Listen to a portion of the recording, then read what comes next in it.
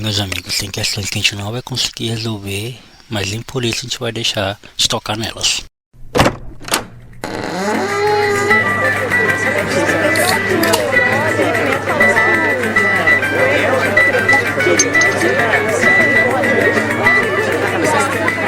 O senhor é um teólogo de quinta!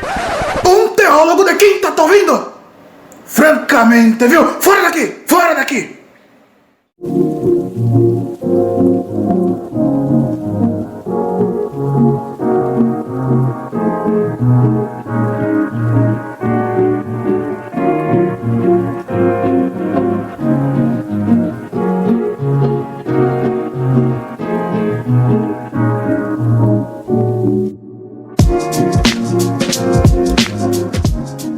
Fala galera, Jonathan Fernandes na área para mais uma quinta-feira, mais um Teólogo de Quinta no ar. Nessa primeira semana de outubro, estamos começando outubro já daquele jeito, né? Aquele ânimo, com aquele gás, ou nem tanto, né? Porque eu vou falar de um assunto hoje, desde que eu ouvi um podcast do Caio, que já faz um mês, né? Tá fazendo um mês que foi ao ar esse episódio dele, que foi a volta dele, né?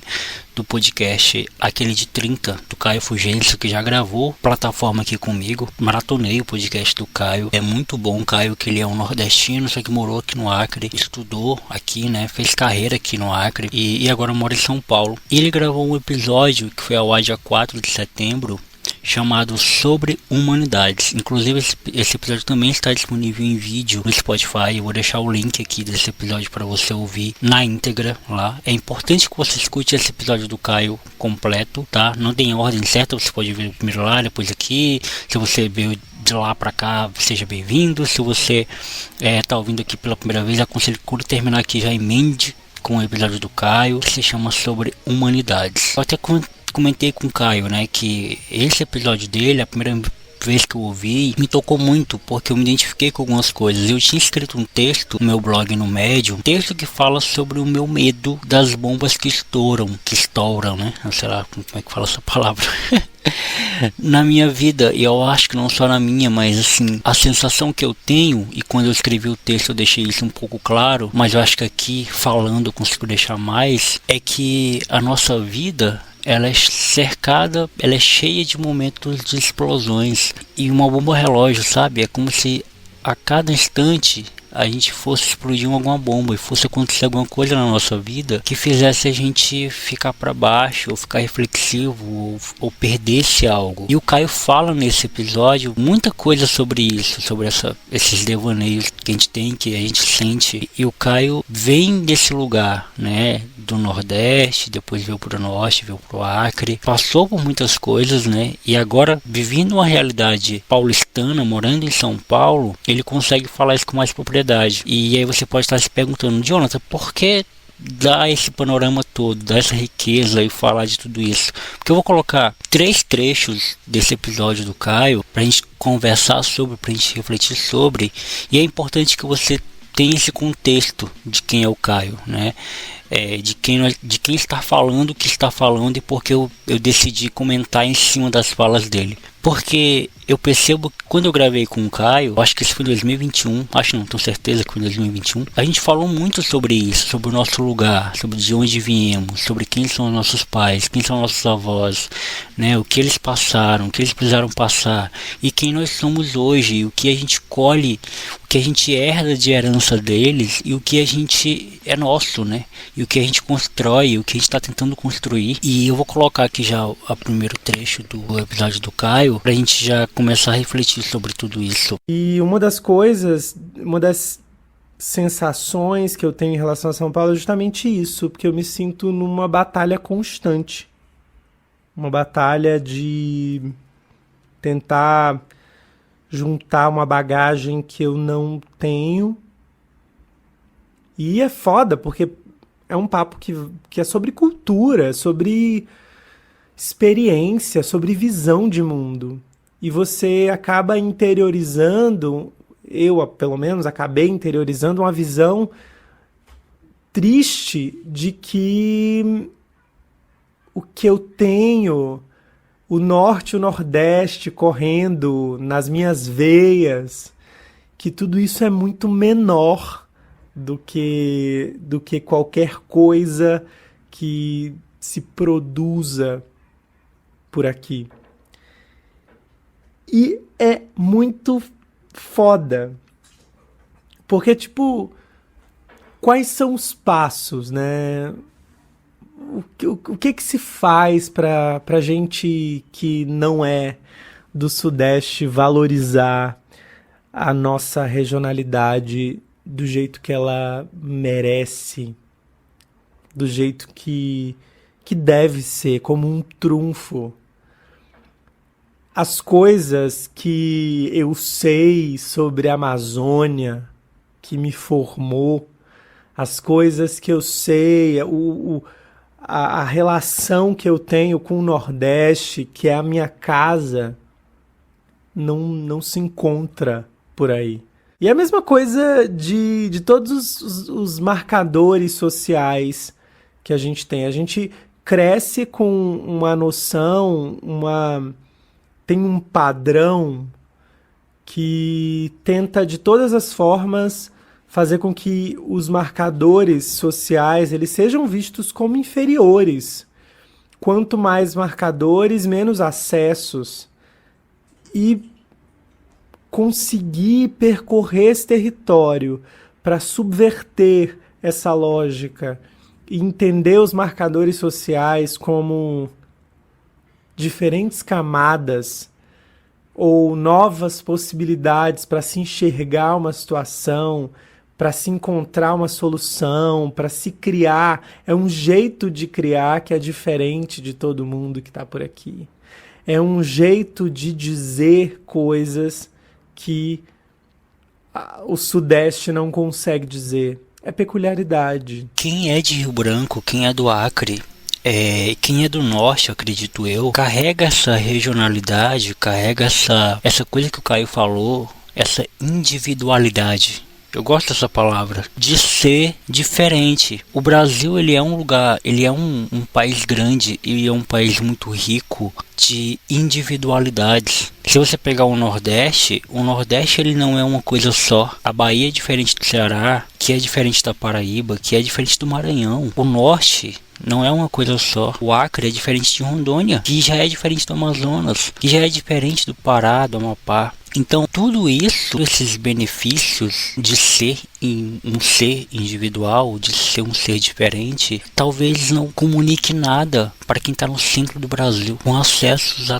tantas coisas que talvez a gente não tenha nunca na vida. Talvez os meus amigos nunca vão poder ir num estádio de futebol como Morumbi. Talvez a gente não tenha acesso a tantos restaurantes com comidas tão exóticas e diferentes como é São Paulo, como tem no Rio, como tem em Minas. E isso também são individualidades de um lugar, só que é um lugar que tem muito mais opções, onde o dinheiro gira muito mais rápido. E eu não estou dizendo que o fato de morar em São Paulo, morar no Rio, morar em Minas, seja mais fácil, traga mais benefícios. Não, eu estou tentando subverter essa lógica da facilidade. Eu tô falando de individualidades. A sensação que eu tenho que, por mais que eu fale do Acre incessantemente, por mais que eu fique falando do Acre toda hora, toda vez que eu tenho a oportunidade de falar do Acre para alguém eu fale, não é suficiente, não faz brilhar os olhos de ninguém, porque o Acre é distante, porque o Acre não contribui em muita coisa para ninguém.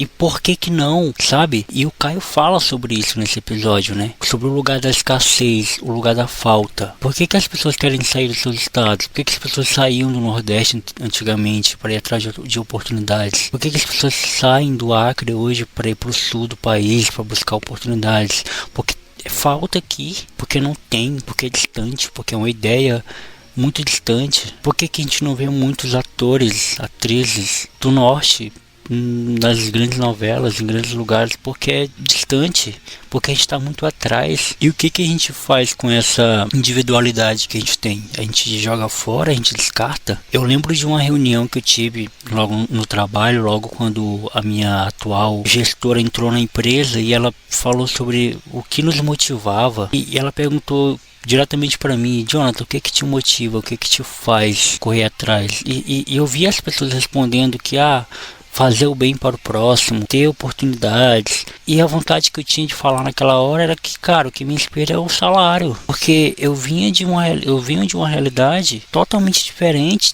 dessa galera que tá lá. Eu venho de uma realidade onde eu passei 2 anos na empresa, quase 2 anos na empresa, um salário atrasado, e eu recebia menos de um salário mínimo. E a gente tinha salário atrasado, FGTS atrasado, mas eu não podia pedir demissão. Eu não tinha o direito de pedir demissão porque eu pagava aluguel. Eu atrasava o aluguel, eu tinha vergonha de voltar para casa e ver a dona do apartamento e não poder pagá-la. E a gente tá falando de um aluguel de 350, 400 reais. A gente não tá falando de um aluguel de 1.000 como é em São Paulo. Porque imaginar pagar 1.000 no Acre, para mim e para todos os amigos que eu tenho, é inimaginável, é absurdo. A gente não tá nesse lugar. O nosso lugar é de falta. O nosso lugar é de viver com o mínimo e se contentar com o mínimo. Mas eu falei para ela que o que me motivava é poder sonhar sonhos que eu nunca tive a oportunidade de sonhar. Eu não achava que seria possível construir uma casa, fazer uma casa tão cedo assim, com 27 anos. Estou ajudando a minha avó a construir uma casa. Eu não imaginava que era possível ir para São Paulo cedo assim. Fui para São Paulo por causa da empresa que eu trabalho hoje, que vou de novo esse ano pela segunda vez. Eu não achava que era possível comprar roupas que eu comprei, sapatos que eu comprei, coisas que é banal. A gente não tá falando de coisas absurdas, a gente tá falando de necessidades básicas que a gente não percebe o quão que essas coisas são necessárias, mas que a gente não foi acostumado a ter. Percebe que quando a gente pega um contexto, o episódio do Caio é muito legal porque ele fala sobre humanidade, sobre ser humano. E eu tô tentando aprofundar isso para uma espiral mais individual, de pessoa para pessoa. Talvez você escute esse episódio, se identifique, ou então talvez você escute esse episódio e pegue para você qual é a sua realidade e reflita sobre quem você é no mundo. Vamos continuar ouvindo o episódio do Caio. Como é complexo vir de lugares de escassez e o quanto que isso define a nossa visão de mundo, né? Porque o lugar de escassez, ele causa uma sensação de que sempre alguma coisa vai dar errado. Eu não sei explicar direito, mas eu lido com uma sensação de que a qualquer momento tudo pode ruir. E eu atribuo muito isso a esse lugar de escassez, ao lugar da falta. Parece que sempre pode acontecer uma grande tragédia. Parece que a qualquer momento eu posso perder o meu emprego. As minhas piadas são muito relacionadas à demissão. E eu reconheço isso como um grande sintoma do lugar de onde eu vim. E daí eu de fato me questiono. Onde que entra o descanso aqui? Como que dá para você descansar? Ai, é muito complexo. Mas, ao mesmo tempo, como uma grande pessoa paranoica que eu sou, eu quero acreditar que é possível. Só que daí eu fico nessa. É uma questão de motivação, é uma questão de entender o nosso valor, de ter uma autoimagem melhor. Eu preciso saber o meu valor sabe, não parece que é só isso. Não parece que é só uma questão de me manter motivado e ciente dos meus pontos fortes. E daí, enfim, questões, reflexões, eu fico pensando se a gente consegue lidar com a triste verdade que a gente não dá conta de tudo, sabe? Porque eu acho que é isso. É uma sensação de querer ser perfeito, mas não é uma perfeição assim de, putz, quero ser perfeito porque eu sou o melhor do recreio, sabe? O mais popular do recreio. É uma questão de perfeição que vem de um lugar triste, na real. Que, na minha humilde opinião, é um lugar muito mais triste do que você querer ser o bonzão. Cara, beleza, quem corre aí atrás de ser o bonzão vai, pra mim, na minha visão, vai ficar correndo aí, vai se cansar, vai ficar exausto e vai morrer. Mas é uma tentativa de ser perfeito que vem de um lugar triste de que você não pode errar. E é quase impossível a gente não lembrar da música do Racionais, que o Mano Brown fala que a mãe dele dizia que por ele ser preto ele tinha que ser 2 vezes melhor. Mas vai ser duas vezes melhor como? A gente vai ser 2 vezes melhor como, gente? Estudando em escola pública, com o básico do básico da educação, tendo às vezes menos que 3 refeições por dia, tendo uma educação medíocre, sofrendo racismo, preconceito, bullying, sem poder ter oportunidade de acesso à cultura. Muitas vezes o que chega na gente é o que tem no bairro, e às vezes o que tem no bairro é criminalidade. E eu tenho muito medo da demissão, eu tenho muito medo de perder meu emprego. Eu acho que eu nunca falei isso abertamente, eu acho que eu nunca falei isso de coração, mas ouvindo o Caio falar sobre isso, eu me sinto à vontade para falar. Eu sempre tive medo da demissão, de perder o meu emprego. Primeira vez e única, né, que eu fui demitido foi em 2018, em dezembro de 2018, antes do Natal. E eu passei um ano desempregado, mais de um ano e 4 meses. Eu passei o ano de 2019 inteiro sem um salário. Beleza que eu morava com os meus pais, eu não tinha conta para pagar, mas eu também nem tinha oportunidade de tê-las. Sabe, é triste. A gente tá falando mais uma vez, gente, eu quero repetir isso, a gente tá falando de individualidades. Eu tô contando a minha história pra vocês, mas não é só a minha história. São história de muitos e muitos e muitos e muitos brasileiros que estão aqui, que me escutam. Eu tô falando de Rio Branco, eu tô falando do Acre, mas eu também posso estar falando do Piauí, eu também posso estar falando de Tocantins, eu também posso estar falando do Amapá, eu também posso estar falando de Rondônia, eu também posso estar falando do Ceará, da Paraíba, de Pernambuco, eu também posso estar falando de Rio Grande do Norte, eu também posso estar falando de tantos outros lugares do Brasil que estão fora do eixo, que estão fora das grandes oportunidades, e eu tenho medo da demissão. Eu tenho medo de perder o emprego, eu tenho medo de perder a minha base, eu tenho medo de perder o meu sustento, eu tenho medo de perder as minhas mordomias, porque é o único momento onde eu posso ter mordomia, o único momento onde eu posso ter, sei lá, uma espécie de poder é quando eu tenho dinheiro na mão, é quando eu tenho um salário, é quando eu tenho uma base, é quando eu tenho um recurso financeiro. É aí onde eu posso sonhar, é aí onde eu posso gravar esse podcast aqui com gosto, é quando eu posso gravar esse podcast aqui tranquilo, sabendo que amanhã eu vou trabalhar e que no final do mês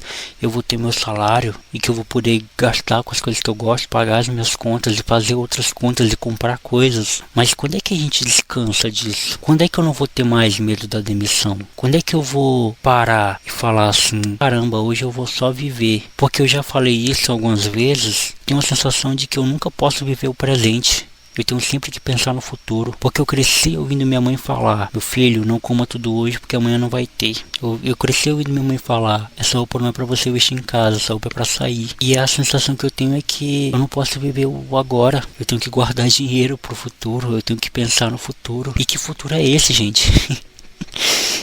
Que futuro é esse? Ele não existe, porque amanhã vai ser presente de novo e eu não vou poder viver o amanhã. Por quê? Porque vai ter outra amanhã para viver, para pensar, para refletir, para guardar dinheiro. E quando a gente para pensar nessas questões que são individuais de cada um, a gente conclui que a vida distante das oportunidades, e aí quando eu falo distante das oportunidades eu não estou falando mais só de São Paulo e Rio no eixo do Brasil, eu estou falando das oportunidades de acesso às oportunidades da cultura. Eu estou falando de arte, eu estou falando de emprego, estou falando de educação, estou falando de oportunidades de ser alguém, de ter uma identidade, de ser quem você é no mundo. E esse último corte do Caio é o mais curto, mas também é o que mais me sensibilizou, assim, a fala dele. Que tristeza, que escravidão é essa? Viver uma vida em que você não pode falhar nunca. Que não dá para deixar o prato cair. Porque se deixar cair, você vai perder tudo que você construiu. Eu já tô com vontade de chorar. Que droga de mundo injusto é esse? Para alguns de nós. Para alguns. Tantos. Mas é isso, né? A gente não vai dar conta de tudo e é bom que seja assim. É bom que a gente não dê conta de tudo, porque assim a gente se sente mais livre para errar, se sente mais livre para ser humano, se sente mais livre para aprender com os erros, se sente mais livre para ter opinião, ter gosto, ter vontade, poder querer viajar, poder querer comer algo diferente, poder querer fazer coisas diferentes, criar projetos. E parece que a gente vive num tempo tão cheio de perfeitos, pessoas perfeitas que não erram nunca, que estão todo o tempo sendo perfeitas e que quando erram é motivo de se isolar, de se anular, de colocar para debaixo do tapete, que é muito vergonhoso, que a gente fica com medo também de que isso vire contra nós. Que a gente não pode errar, porque se a gente errar a gente vai perder tudo. E se a gente perder tudo, a gente deixa de ser o que nós somos. Parece que a gente só é o que a gente tem. E por que eu não posso mostrar fragilidade? Por que eu não posso expor fragilidade? Por que eu não posso dizer os meus defeitos, os meus pontos fracos? Por que eu não posso ser só o Jonathan? Por que você não pode ser só a Maria, só o João, só o Raimundo? Por que você não pode ser só você? E não o funcionário tal, e não o engenheiro, o gari, o advogado? Mas por que você não pode se despir disso? Encontrar uma identidade que não comece pelo seu cargo, que não comece pela sua regionalidade, mas que comece pelo seu nome, que comece pela sua individualidade, que comece por quem você é. E o que você é dita o seu lugar no mundo, que é onde você quer chegar, que é onde você quer alcançar, que é o que você quiser ser. Eu não sei se fez sentido isso que eu falei, eu não sei se fez sentido todas as minhas reflexões sobre o que o Caio falou. Eu espero que sim, foi um episódio mais reflexivo mesmo, para pensar. Eu espero que vocês tenham gostado, porque eu fiz de coração e já ouvi esse episódio do Caio inúmeras vezes, né? Tanto para refletir, tanto para gravar. E por favor, vão lá ouvir o episódio do Caio. Vou deixar o link aqui na descrição. Sigam o Caio no Instagram, nas redes sociais, que é um cara que merece muito, porque é muito talentoso, porque tem uma história de vida incrível e que vale muito a pena dar atenção para ele, beleza? Então é isso, gente. Se você quiser continuar essa conversa, me segue nas redes sociais, no Instagram, né, que é a minha principal rede social, que é a única que eu tenho no momento. Me segue no Instagram, @JonathanFernandesOriginal e @Teólogo de Quinta. E vamos continuar essa conversa por lá. Quer mandar um texto maior? Manda e-mail para mim, fernandesjonathan31@gmail.com, beleza? E é isso. Até a próxima terça-feira com mais uma plataforma. E até a próxima quinta com mais um Teólogo de Quinta. Fui.